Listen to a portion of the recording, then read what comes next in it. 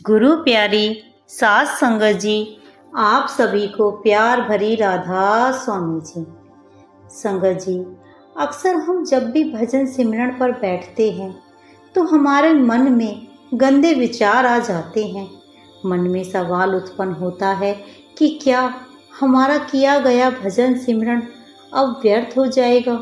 तो इसके लिए संत महात्मा हमें समझाते हैं कि वह परम पिता परमात्मा जिसके मिलन के लिए हम भजन सिमरन कर रहे हैं, जिसकी हम याद कर रहे हैं, वह मात्र हमारे याद से करने से खुश हो जाता है। वह इतना दयालु है कि वह केवल हमारा भाव देखता है, वह समय नहीं देखता, वह सोच नहीं देखता, वह हमारा मन नहीं देखता, वह केवल हमारा भाव देखता है। संगत जी, यह पूरा संसार उसी की रचना है। इस संसार में माया, विषय, विकार सब उसी के बनाए हुए हैं। मन का गंदे विचारों में ग्रस्त होना भी उसी की ही लीला है। लेकिन एक साधक जब अपने मन से लड़कर अपने सतगुरु के हुक्म का पालन करता है और सच्चे मन से चाहे क्षण भर के लिए भी उस परमात्मा को प्रेम से याद करता है तो परमात्मा खुश हो जाता है। अरे वो तो इतना दयालु है कि वह केवल हमारी याद भर से ही खुश हो जाता है। वह तो एक पिता के समान है। जैसे एक पिता अपने पुत्र के पूरे दिन की भाग दौड़ के पश्चात मात्र पल भर की खुशी से ही खुश हो जाता है, ऐसे ही वह परमात्मा है। वह तो उस परम पिता परमात्मा है। जरा सोच के देखो वह कितना दयालु होगा। हम सभी जीव उसी के बनाए हुए हैं। जैसे एक पिता अपने घर में सब कुछ लेकर आता है, लेकिन उसका बच्चा उसी की लाई हुई चीज़ों में से एक छोटा सा टुकड़ा जब उसके मुंह में डालता है तो वह बड़ा खुश हो जाता है। इसी प्रकार यह पूरी सृष्टि उसी की बनाई हुई है। और जब एक साधक पल भर के लिए ही उस परमात्मा को सच्चे मन से निस्वार्थ भाव से याद करता है तो परम पिता परमात्मा इतना करुणामयी है कि वह उसी से खुश हो जाता है, हमारा भजन सिमरन स्वीकार कर लेता है। वह केवल और केवल भाव देखता है।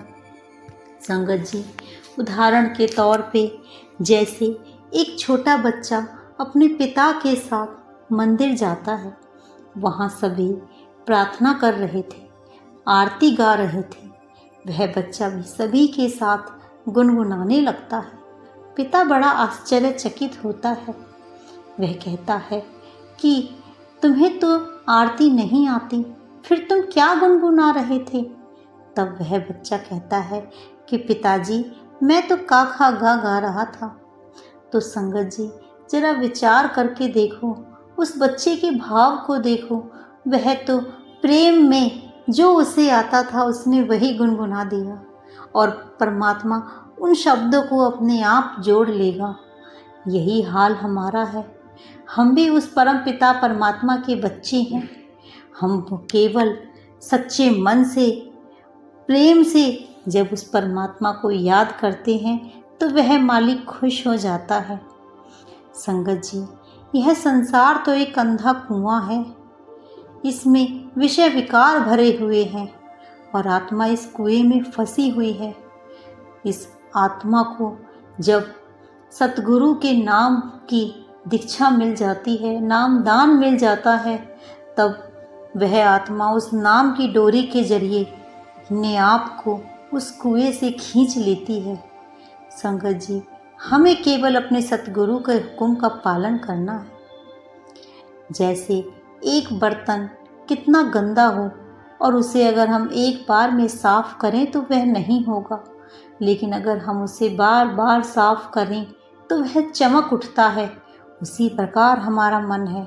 हमारे मन पे ना जाने कितने जन्मों की मैल चढ़ गई है, लेकिन जब हम सतगुरु के बताए नाम का सिमरन करते हैं, मन की नहीं सुनते, मन से लड़ते हैं, मन को बार बार खींचकर नामों की ओर लेकर आते हैं, सिमरन की ओर लाते हैं, ध्यान की ओर लाते हैं, तो मैल अपने आप धीरे धीरे उतरने लगती है।